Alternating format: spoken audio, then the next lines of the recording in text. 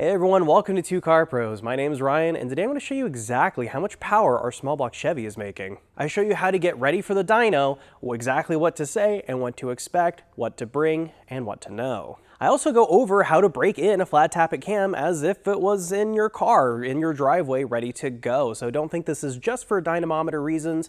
You also need to break in your cam if you have a flat tappet cam, and Evan from West Tech Performance explains exactly how to do that. And then after we get back from the dyno, or after you've broken in your cam, I show you what you need to do with your oil the next step. Our engine today, just in case you missed the rest of our entire series here on YouTube, I will leave a playlist down below in the description. In case you want to build your own 383 stroker, I show you every single nut, bolt, torque spec, and technique so you can build an engine at home in your garage with not too many different tools. The camshaft is an SUM 1107, which is a fairly mild unit, but is going to be a lot of fun to drive around on the street with. The video today is sponsored by Summit Racing. Summit Racing has been with us for a few years now, and I think we've built 5 engines with them, which is absolutely amazing. This series would not be happening without Summit Racing's incredible support, so make sure you buy all your speed parts from summitracing.com. With all of that out of the way, let's load up our engine and head over to the dyno. So before we go running off to the dyno, we're going to go ahead and install our Flexplate sort of loosely. And here's our Flexplate that has been balanced with our crankshaft and damper. You'll notice that it's externally balanced, so it has a little weight here. And that all has to match up with your whole rotating assembly. If you have an internally balanced crankshaft, you won't have this weight here, and it all has to kind of match. So if you have external, buy external. If you have internal, buy internal. Also, with small block Chevys, their center register here, that's this hole and this boss coming off the back of the crankshaft, they differ in like 1986, I think, or maybe it's 89, where they got smaller. So the older ones, I believe, are 2.5 inches in diameter, and the newer ones are 2 inches in diameter. So just measure this register before you order. It'll either be 2 or 2.5 inches. This one's 2.5, and that's what I have linked down below. And external, so just put it on, and it's really easy to line it up because these 3 holes over here will match. And then what I'm gonna do is put on our bolts just loosely. And obviously if I was putting these on in a permanent application, I would put Loctite on there and torque them to spec in a sequence, but we're not doing that here today because we're going to the dyno, and I believe the dyno actually bolts onto the back of the crankshaft like this. We're just using this as basically a weight because it is externally balanced. It might also bolt to the Flexplate. I can't quite remember off the top of my head. So they told us to include the Flexplate, so that's what we're doing. Also, I have this bolt kit linked down below in the description, sent over by our friends at Summit Racing. These are the Fancy Pants ARP bolts. And again, I'm just putting them in loosely, and the reason why I'm not just tightening them down is because they might have to come back out to bolt the dyno to it. Or the much worse scenario, which is if you put these down all the way and they're not obviously not cinched down, then someone might think, oh hey, the Flexplate's been bolted on, and then they'll just bolt the dyno onto the Flexplate, and then you'll have problems. It'll walk off and be bad. So when you're going to a dyno, make sure it's very obvious what you're doing. Next thing I'm going to do that's not strictly necessary is putting in our transmission alignment dowels. As you can see, mine are very frosty. It's a tech tip. Put them in the freezer. It'll make them a little easier to install. Ideally, leave them in all night. And we can give it some taps. And you need these to put your transmission on. Don't try to put your transmission on without these dowels.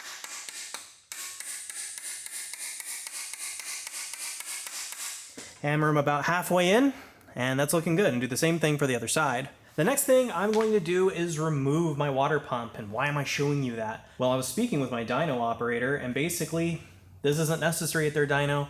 I've been to other dynos where you do need a water pump, and this was an essential thing. This one's not that. And the reason I'm bringing it up is just be in constant communication with your dyno guy. If you have a question, just call him and ask. And then I'm also going to bring my camshaft card that has all of my cam specs on it, just so my dyno guy has a good idea of what's inside the engine. There we go. And of course I'm going to scrape all this up, but I won't make you watch that.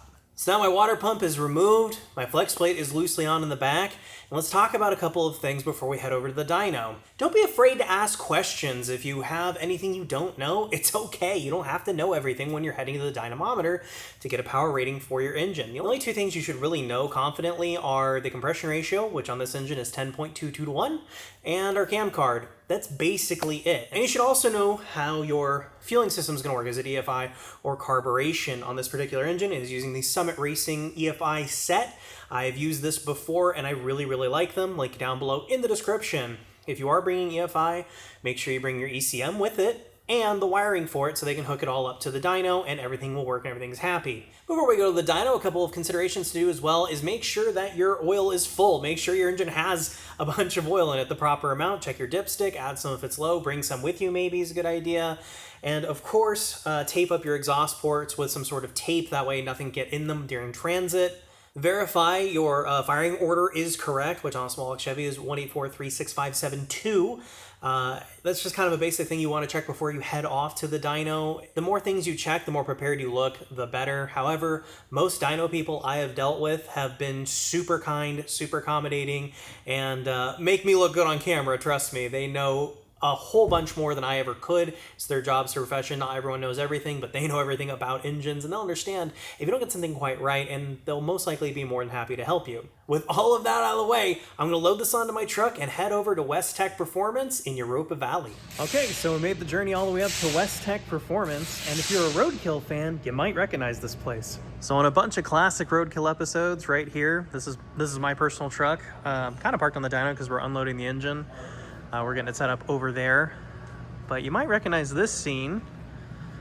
Definitely remember a lot of roadkill episodes filmed right here on this very dyno. And in fact, over in that corner, just over there, is where the Crusher Impala was born, if you remember that episode as well. So we're on some hollowed ground. And here's our 383 stroker getting set up to be put on the dyno. They're super cool here. They're gonna go ahead and put a carburetor on here first, just because they're familiar with that unit and can get the engine to snap on so we can break in the cam immediately, so we can get those wear surfaces correct. We've also put on a 400 weight flex plate, just because our crank and our harmonic balancer are externally balanced, so we need something that will balance it and can interact with the dyno. So that's what this is for, so we can't run our flex plate, which is just fine. And they're gonna put headers on it for me. They've already put engine mounts. We are moving right along to go on this very famous dyno. This was also used in a bunch of roadkill and engine master stuff. Loading it up time. This is Evan from West Tech Performance. He's gonna give us a great rundown on how to break in a flat tappet cam if you're just at home in your garage and you just put your engine in your car. Sure, so to break in a flat tappet cam, you wanna have everything as close as possible to running. The flat tappet lifter and then the flat tappet cam lobe develop a wear pattern, and that needs to happen really quickly. So you need a good break-in oil with a lot of zinc. If you don't have that, zinc additive is a must. Both is not a bad idea. If you have dual springs and you've got like a camshaft that has a lot of lift, a lot of times you'll pull that inner spring out so there's less spring pressure as that cam develops a wear pattern. But the most important thing is to get it running as quickly as possible and then get the RPMs up to about 2,500 and hold them there for about 10 to 20 minutes. The idea there is that cams are lubricated by splash oiling. So oiling is being thrown off the crankshaft, and that's how it gets up to those lobes. If you start the engine and let it idle, that cam's not getting adequate lubrication and that wear pattern's not there yet. That's when you start to lose lifters, lose lobes, have big problems. So if you've got a carburetor, you want to pre-fill the carburetor full of gasoline. You want to know that your ignition timing is where it needs to be. You just want to have all your ducks in a row so this thing starts on the first try, that wear pattern develops, and then you've got a good cam. So basically, get it all ready, to bring the engine up to 2,500 RPM and leave it there for 20 minutes? 10 to 20 minutes. 10 to 20. At least 10. The idea is you've got RPM, you've got good lubrication, you're getting everything, broken in, worn in correctly, developing that wear pattern, and then you want to shut it off, let it cool down. We usually do that twice. Okay, and then you're all broken in and you're ready to run? Or do you change the oil and then you're ready? We typically like to change the break-in oil after a flat tappet cam. Perfect. All right, thanks, Evan. You're welcome. We are just about to get started on these carburetors. They're really cool because they have the sight glasses. You can see that the float level looks good. It does have fuel because we want that snap startup, just like Evan said. And it's really cool to be this close to an actual legit dyno. It's awesome to see how everything gets imitated like it's in a car, but better because we get a number at the end. So you can see this is our setup for the actual water pump itself. It's a little bit different than the last time I was at. It actually gets fed into there with their water pump. So you do not have to bring one at this particular dyno, but always check. It's always a good idea to check, be in constant communication with your dyno people. There we go. There we go.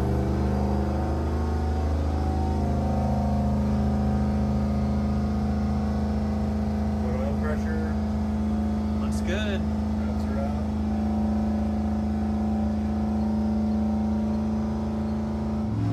All right, seems like we did something right. Yeah, we're up and running. All right, that's pretty good. You can take a breath now. Right, that was the moment. This is a little on the rich side, but for what we're doing here today, it's perfectly fine. There's no reason to change jets since we're just trying to baseline it, you know, get the cam broken in, do all that stuff. But we're good to keep going.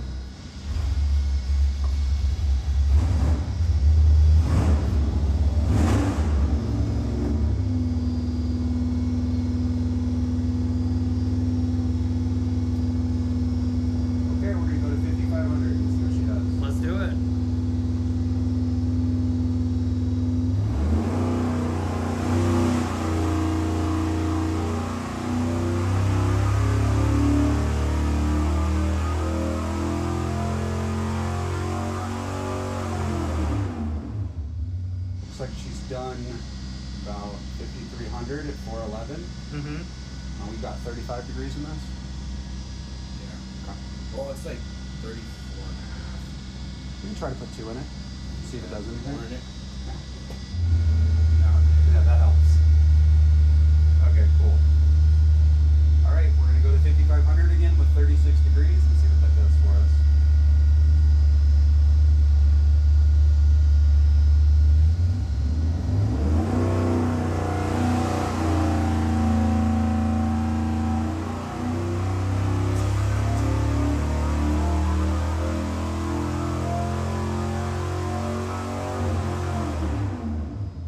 Doesn't seem to need to go any higher. See, right around. Yeah, it's just giving up right at 53-ish. Yeah, overlay that one off the left. Yep. It doesn't need any more timing. No. What we look for is kind of the divergence between the two poles. So Right. 34 degrees was 411, 36 degrees was 413. Yeah, like, if we put another degree in it, maybe it'd pick up a horsepower, but it's not worth it. It's not worth it, I agree. No, because you know when you start to get that much timing in a motor, you get a hot day or a bad tank of gas, you start having problems. So Yeah. when we see it peak out, we don't like to go any further than that. Okay. All right, there you go. So it makes 439 foot-pounds at, I don't know, 48 or 38, 39, something like that. And then it makes 413 horsepower at, I don't know, 5,300. Then you can pull up the raw number or the other numbers. Oh, here we go. 5,400. At 5,400 makes 402. That's pretty good. And then the torque value, where's that again? 436, 439. All right. Yeah, not bad. Okay, ready for fuel injection? Let's do it. So it looks like we made 413 horsepower and 440 foot-pounds of torque.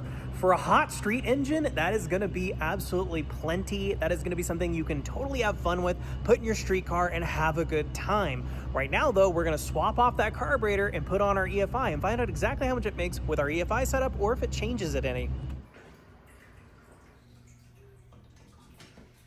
So we've got the Summit fuel injection unit bolted onto the engine. We've got it wired up with the harness that came with it. We've got it attached to the dyno here. We've got power to the unit. So we're gonna work our way through the initial setup, see what that entails. And when we are at a point where we can start it, we'll do that and see where our air fuel ratios are at and then tune from there. Okay, let's do it. 383, cam mild to wild. That's It's kind of ambiguous. I was gonna so say. we're gonna go 2 here. Yeah, I think 2 is a good way to go. Rev limit, we're gonna set you at 6 here. We'll do 58. Okay. Idle RPM warm. We could leave it at 750. Okay, that's where I like it. Yeah. Okay. We'll see what it takes. They need a minimum KPA to idle at, so Okay. we'll see what you're at. And if there's not enough vacuum at that 750 number, then we'll increase the RPM from there. Okay. Alrighty, everything's all set up. Got the EFI all set up. The computer is actually kind of hanging out back here. Had to play with the IAC motor a little bit to get that to work, but honestly not bad. And I think we're ready to start making some serious power figures. Starts up nice. Starts up really nice. It's kind of nice for day to day. Okay, here we go, guys. Bus is engaged, 5500.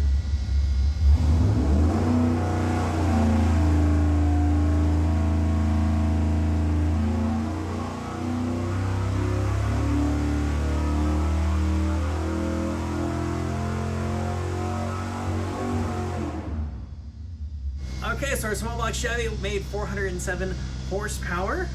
There we go, with our EFI, and about 440 pound-feet of torque. Very cool. So we're targeting 12 and a half, but we're actually seeing 13. And this is a really, really good NTK sensor, so we trust this over the Bosch that the system comes with. For sure. So we're going to just change that target EFI Okay. And pull it down a little bit, because at 13 to 1, I don't think every cylinder is correctly rich. Okay. It's very unlikely. Dual plane manifold, throttle body injection. Usually if you're that lean, you've got a few cylinders that are significantly leaner than that. Yeah. So we want to richen it up, and I think you're going to pick up a little bit over the carburetor here. Okay, that'd be great. Well, now that we have our power figures for our EFI setup, which I'm really impressed with, they decided to throw on this spacer. And what that's going to do is help share fuel pulses side to side. And the guys here at Westech seem to think that's going to make a little bit more power. We're going to find that out, so let's do it.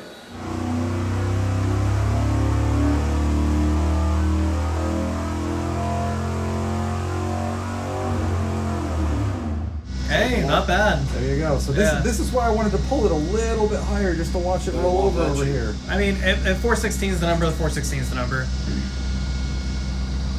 I mean, that's your best of the day. Yeah, I'm happy with that, honestly. Okay. Yeah.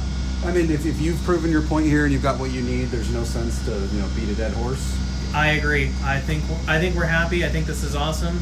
Okay. And thank you for your time, guys. Oh, you're very welcome. Happy to do it. Alrighty, back from a successful run at the dyno, or after you've broken in your camshaft, I'm going to change the oil because I want to look inside of the oil and see if there's any metal glinties. There can be a little bit, but if there's like a whole bunch of glitter in the engine oil, you have a problem somewhere. So let's check it out. I'm going to turn your attention to right here on the drain plug, and let's get started. I'm just going to take a good look at like the first quart that comes out. That's enough. And take a look in there. Do you see anything glinting around that looks like metal? I don't. I see some moly lube and a very faint haze of metal on it. A very faint haze is totally fine. What you don't want to see is a bunch of like chunks, like big metal and a ton of glitter. This looks totally fine. And then take a look at the end of the oil drain plug. This one happens to be magnetic. And we can just kind of see if there's any glinties on there. And I can tell there's a little bit of very fine metal particulate. That's totally normal. Once our oil has stopped spilling out, I can grab my nice and clean drain bolt now and replace that. And I put a new washer on there so it doesn't leak. And I'm just going to snug that down, wrist tight. Doesn't have to be crazy Hulk tight or anything. Just that much is perfectly fine. Now that we know our oil is good, think about it. Where's the first place the oil goes? The filter. So we need to check that too. Already pre-loosened it off camera. Doesn't usually come off this easy. There we go. Not so bad. Now I'm going to take this over to my workbench and cut it open. Now I have my oil filter firmly secured in my vise. I can go ahead and remove the seal. It really doesn't need to be on there anymore. Trash. And then we're going to use the actual tool that's made for this. I think this is made by Proform, or maybe I have the knockoff version. Doesn't matter. This is one of my very favorite tools because it makes cutting open an oil filter nice and easy and a lot safer than just using tin snips to go around. You can do that, but this is definitely safer because what you're effectively creating when you remove the top off of an oil filter is a oily razor blade. And I don't want you guys to get all cut up. There we go.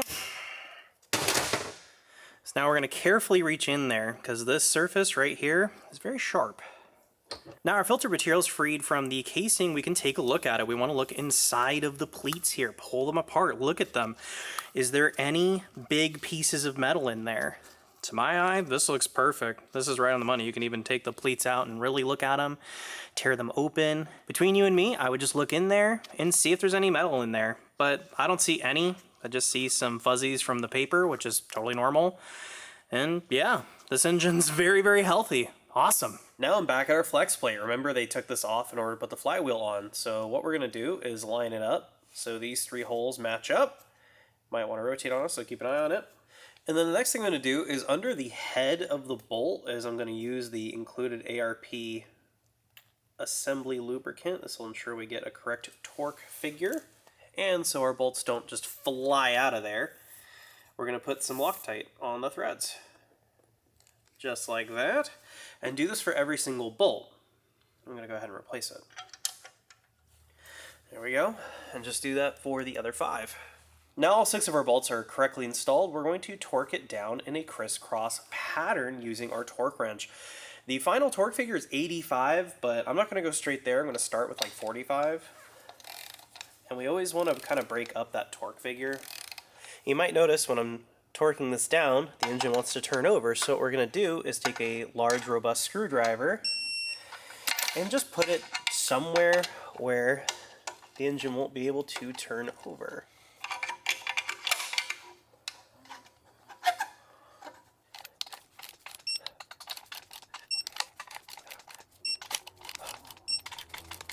Now I'm going to go to my second stage, which is 85 foot-pounds.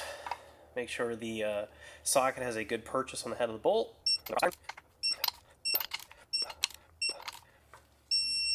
And there we go. Remove our screwdriver, and this thing's ready to go in a car.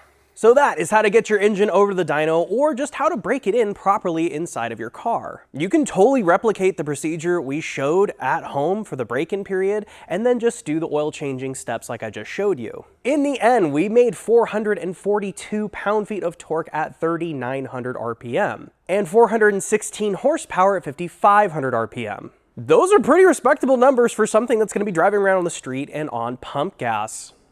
Also, as Evan was driving it around on the dyno, varying RPM, he noted how nice it responded to throttle changes and how well it started up. These are the sort of daily things you are going to be living with. Typically, smaller cams are a little bit easier to deal with. Day to day, they start a little bit easier. They're a little bit better in the cold.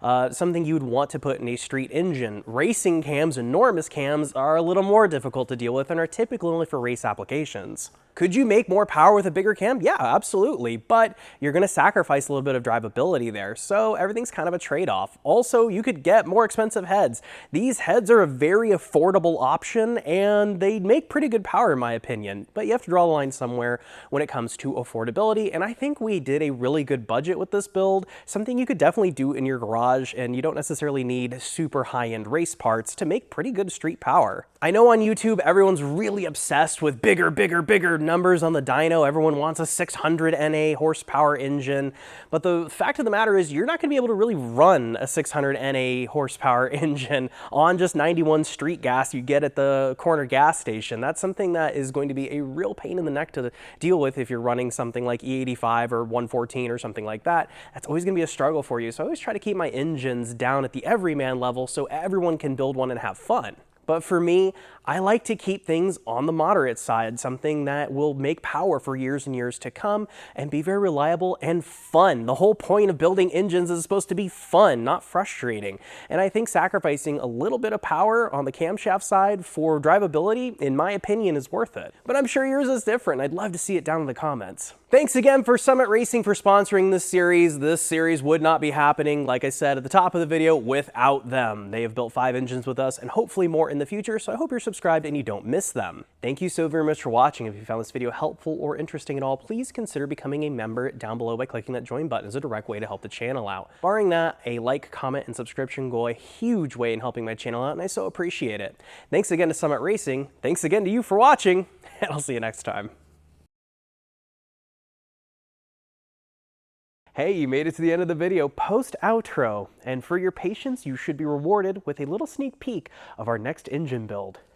It's gonna involve one of these. I know. We're gonna do our very first turbo engine build. So I hope you're subscribed so you don't miss it.